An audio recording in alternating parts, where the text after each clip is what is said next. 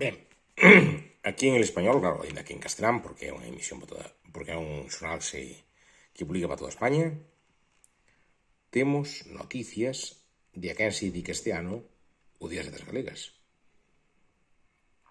Adolfina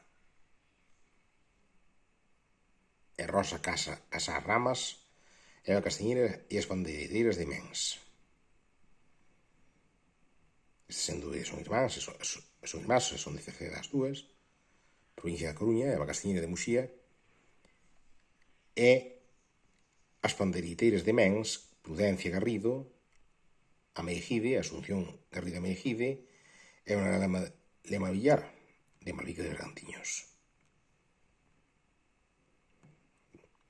A lingua galega continuou viva e vizosa durante séculos, malia as prohibicións e a desaparición do espazo oficial, porque o pobo galego custodiou. En particular, as mulleres preservaron a lingua e crearon anónimamente unha poesía popular transmitida nas cantigas das avós ás netas, das nais ás fillas, dunhas veciñas a outras. Destaca a proposta.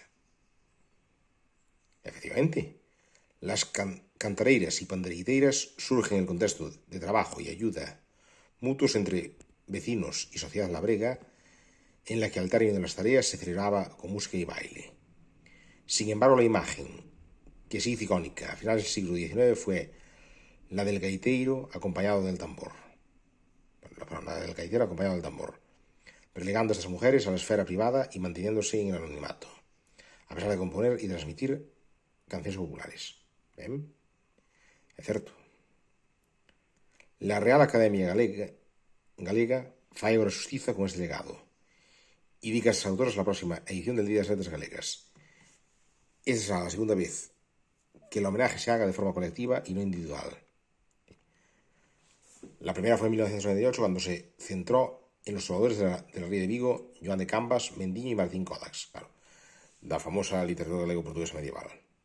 Tamén en 1980 se dedicara a Alfonso X Sabio polas súas cantigas de Santa María, aquel rei de Castela que trobou en literatura galego-portuguesa. Ben, claro, como prácticamente todo estaba en castelán, pois lín en castelán, pero, en fin, o que importa é o contexto e no que lín. E é bo que isto se faga.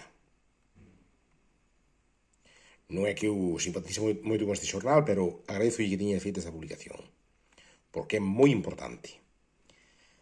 E con isto é un biscoito, pois felicidade das letras galegas a todo o mundo.